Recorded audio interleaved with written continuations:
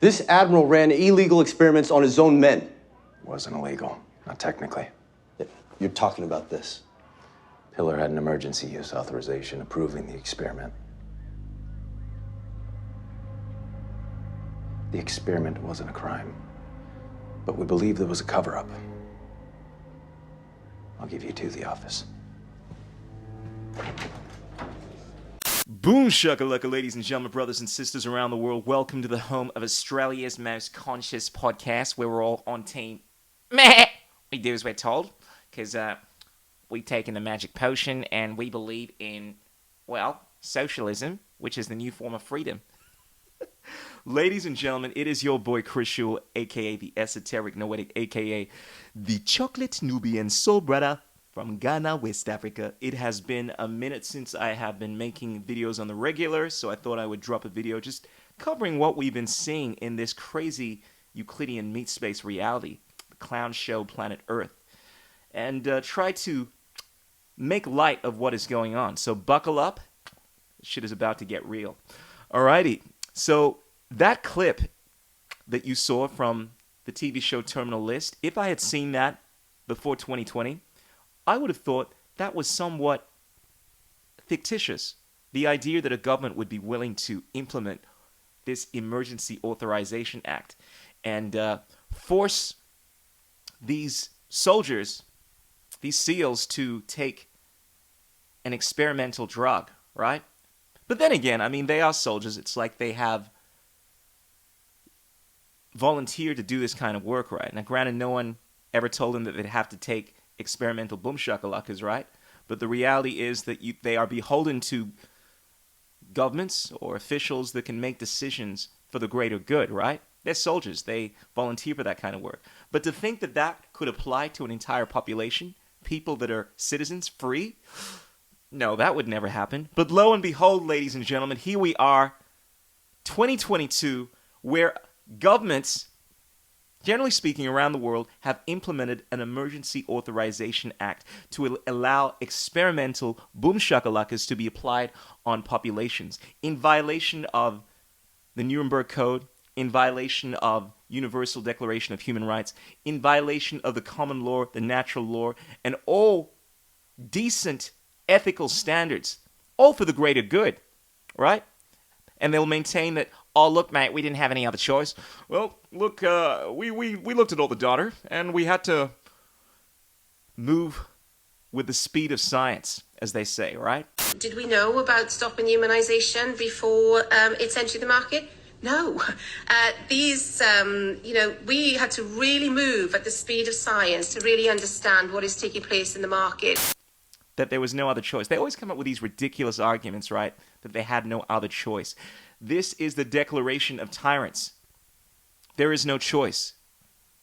It is the plea of every tyrant, every governmentalist. And here we are, ladies and gentlemen. It's been a couple of years now, going on almost 3 years, and it's taken this time for them to finally come out and say, this is the New York State Supreme Court. They recently came out and said that they're going to reinstate all fired unboom shakalaka employees, right? And they've ordered back pay.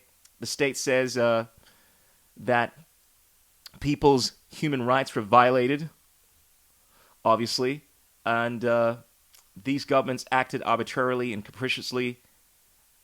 And they also stated that being boom shakalaka, it's vaccinated momos, does not prevent an individual from contracting or transmitting COVID. Boom shakalaka. What? So the whole premise of this thing was, all right, on flattening the curve to protect grandmothers and granddads from getting this thing, and that you were a walking virus, right? And ladies and gentlemen, do I need to remind you guys of the people that were advocating for the violation of your freedoms? We had figures like even Mr. Good morning, Mr. Schwarzenegger, coming out and saying, screw your freedom. We had all these celebrities saying things like, you're willing to walk among us, on boom shakalaka, you are the enemy. So all of these momos were calling for your rights to be suspended. And look, this would be a totally different situation if the decision to do this was in the hands of private organizations. I mean, typically the free market would decide how to treat these momos, right? They would typically go out of business because people wouldn't come to their stores if there were other stores that were servicing unboom shakalaka people. But because coercion is the name of the game, we've had governments force. I mean, it's not really force. It's just coercive measure. Essentially, it's coercive force. They've told these organizations that unless, of course, you comply with these unlawful mandates, we're going to sue you. So they've applied this not only to individuals, but to businesses, and this is where we're at. And this is the most frustrating thing about this thing. You see, coercion really is at the heart of what is going on. And a lot of people don't see this thing. They just say, like, I actually got into a conversation with this Momo on Hinge, right, this dating site, just the other day. And, I matched her, to see me hot. And then she had the balls to state this, right? Out of nowhere. She must have looked at my profile and realized that I wasn't a Momo, right? She said, boom shakalakas save lives. We were playing this game of two truths and one lie. And, after she declared her two truths and one lie, she went on further to say that boom shakalakas save lives. And I was thinking, why would she say that? And I responded saying, mandatory boom shakalakas are coercive and in violation of human rights. Just to make the point, right? And then she said, I'm so glad I live in a country that there is no medical coercion. And that just made my blood boil. And the thing is, I think she was trying to just trigger me. I think she was gaslighting. But the idea that people actually think that, and I've met people that think this, they think that despite everything that's going on over the last few years, and Australia has been at the worst, right? We've had momos like Premier Dan Christ Andrews, who is, believe it or not, up for re-election after all of the human rights abuses he's perpetuated over the last couple of years, right? He's up for re-election, and there are momos that think everything that he did was not only necessary, right? It was necessary, but they think it wasn't coercive. That's the very definition of coercion. Most people don't seem to understand even what coercion means. When you force people to, against their human rights, to do something, otherwise there's some kind of punishment. There's no better example of coercion than locking people up in a country and saying that you can't leave, right? Unless, of course, you get an experimental boom shakalaka. But people refuse to call that coercion. People seem to think that if you do something and it's to save lives, it's no longer coercive. It's no longer immoral. So you can rape someone, right? Yeah, but look, we did that because look, the population was at risk. We're having population reduction, and we needed to have more people, so it was necessary. So it wasn't coercive for me to put a gun to your head and tell you to have sex with me. And this is the kind of environment that we're caught up in. Anyway, I digress, ladies and gentlemen. Welcome to 2022, where governments are hell-bent on coercing individuals, sovereign individuals, to undergo experimental boom shakalakas. But this is where we're at. And to make things worse, it's still going on. The fact that the Supreme Court has come out and announced that these boom shakalakas don't reduce transmission, the fact that we're in a situation where organizations, particularly the acting industry, this is something that I'm dealing with right now, are not allowing people to work, for the most part, unless, of course, they've taken a double jab. That's insane. So people like yours truly have not been able to pursue my passion in the acting world because, well, I'm not saying I haven't taken the boom shakalaka. I identify that I have. I'm a transvestite. And I told him that, but it didn't go down too well, And this is essentially where we're at. We have certain celebrities like Tim Robbins that have come out and shown their disdain for what these organizations have been doing. But this is still going on.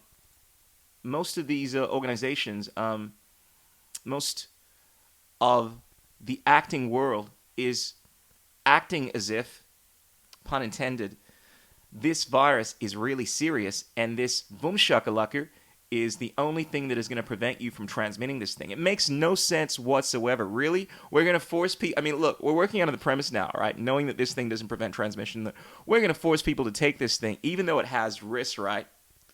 Because it's for their own good. Whereas people that have all kinds of other diseases, I mean, who knows how many people in the acting world have sexual transmitted diseases, right? Do we test them?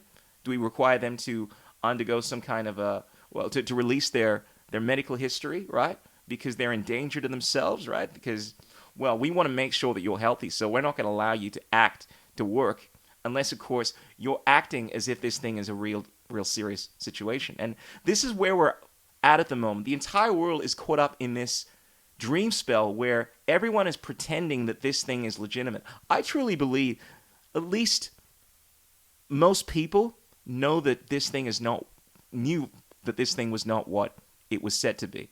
I mean, now it's undeniable, unless, of course, you're putting your head under the sand. But they're just acting as if it is. Everyone's being an actor right now. Moving on to some other news. Alex Jones was ordered to pay almost $1 billion for the Sandy Hook lies, right? And here's the thing. If you say something that is truly your opinion, and look, he got this wrong. He went out and said that, the families were crisis actors. Alex Jones tends to do this a lot. This is probably one of his downfalls. He goes out on rants and says things that he believes are happening. He speculates, and he gets shit wrong. This is the problem that happens when people are always playing these games where they are expressing their opinions without actually doing the research to verify what's going on. Conspiracy theorists and whatnot. Now, granted, a lot of conspiracy theorists get this right a lot of the times, but when the government are lying to you, when journalists are lying to you time and time again, it makes sense that people are skeptical about believing the narrative. And obviously, Alex Jones went out and called out the Sandy Hook crisis for being fake, having crisis actors and whatnot. And the truth be told, they weren't. But the idea that you can't question a narrative like that, it's not as if he called out an individual. Because here's the thing. This is the thing, right? When it comes to making false accusations about someone, granted, I think there is precedent for being sued if you can show that damage has happened to you. Damage has happened to your reputation, you as an individual. But when someone goes out and addresses an entire group of people, says that, for instance, oh, I believe that these people are bullshit artists, or I believe that the families involved in the Sandy Hook were fake, or something like that. The idea that you cannot do that, like even making generalizations is about groups of people, is still going to make you liable for suit. That is an extreme application of suing someone for damages. I don't think that is fair, and I think that is really a sign of the system essentially trying to deter people from speaking about what is going on. Because as long as there is this constant threat that you might say something, even when you're addressing a group of people, right? Like, for instance, saying that black people are like, man, black people don't have big dicks. I mean, if someone said something like that, and I was to say, well, that's defamation, that's not true, and I now have the right to sue a bunch of people because they made a claim like that, or sue an individual because they made a claim like that, how is that fair? And this is what I see with the Alex Jones scenario, in that, granted, he didn't name an individual per se, but he's just addressed a group of people, and granted, he was wrong about it. But the idea that he's been sued almost $1 billion in compensation. So according to this article, the jurors ordered conspiracy theorist Alex Jones on Wednesday to pay, this is a few weeks ago, by the way, to pay nearly $1 billion to Sandy Hook elementary school shooting victims, relatives, and an FBI agent who said he turned their loss and trauma into years of torment by promoting the lie that the rampage was a hoax. So by questioning the narrative, questioning events, and it's not like Alex Jones was attacking or saying negative things about the victims. No, he was speaking about their family members. I just think the idea that you can sue someone that is not directly the victim, someone that it happens to be the mother or father of a victim, and then not even addressing them as an individual, but addressing people involved, and then be sued for that, is a very concerning precedent that has been set. And it really is a stab to freedom of speech. Because here's the thing, through freedom of speech, yes, you are going to have people that say things that are inaccurate, that are false. And I think there needs to be some kind of ramifications for that. You can't go out and say something about an individual, I would say, that is damaging to their career and not receive some kind of backlash. But the idea of expanding this now where you can't even address groups of people without being sued, I mean, I think there should be some kind of social ramification to things like that. People don't support you. People don't come to your events, etc. I mean, in terms of being canceled, yeah, there are elements of that I think are always going to happen. If you're using a service and the owners of the service don't like what you've said, they have a right to cut you off from their service. This is one of the unfortunate realities of freedom of association. Freedom of speech always comes with freedom of association. Freedom of association is essentially the counter balancing force to freedom of speech. If you can say what you want and people don't like it, people have the right to disassociate from you. But the idea of barring people from saying anything and then punishing them through the law, that is a very concerning situation. That's where we're at. And I just wanted to address another thing. Recently, we've seen Kanye, who's recently legally changed his name to Ye, being dropped by Addidas after just coming out and saying that he can say anti-Semitic things about Jews and Addidas can't drop him. Which, let's be honest, that was a stupid thing to say. I could say anti-Semitic things and Adidas can't drop me. Now what? Now what? Adidas confirming it is ending its lucrative partnership with Kanye West. Don't bite the hand that feeds you, bro. And appropriately, a few days later, he gets dropped. But this is the response to freedom of speech. Yes, you can say things that are unpleasant. And yes, companies like Adidas can drop your ass. Just like if you don't like what I'm saying, you can unsubscribe from me, you know? But the idea of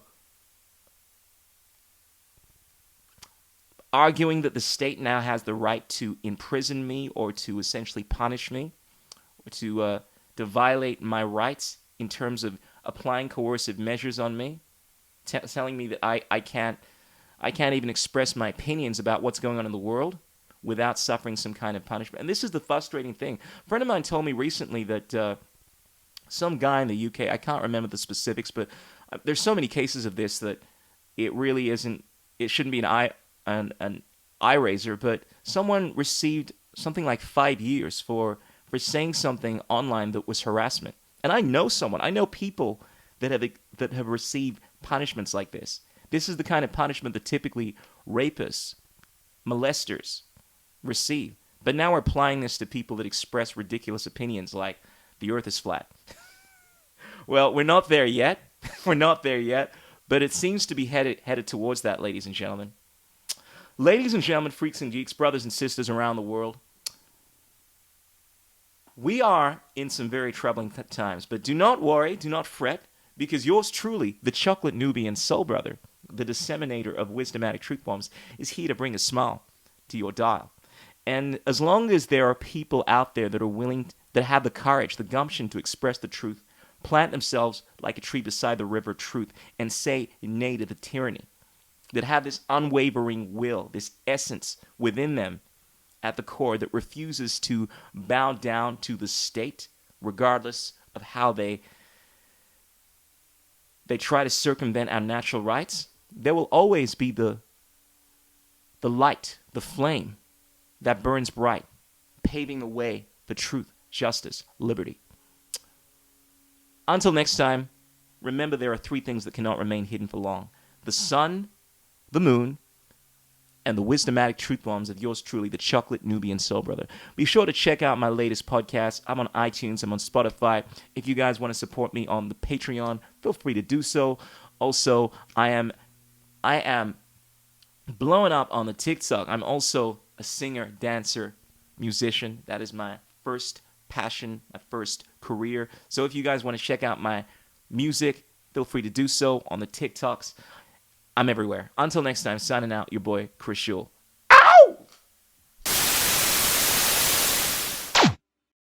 Open up the door. Like this notion of liberty, for example. What is liberty? And I think that concept of the will is very important. What the? Who says you can't build muscle on a vegan diet?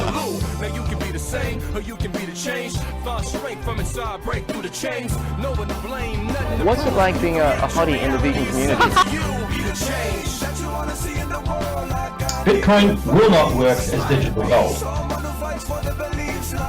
Engineering, technology, these arts of humanity, they are magic. Everyone deserves the same chance, the same treatment, the same respect. For peace in a world that's flooded with war. History's littered with body scar, trying to settle the score and maintain an archaic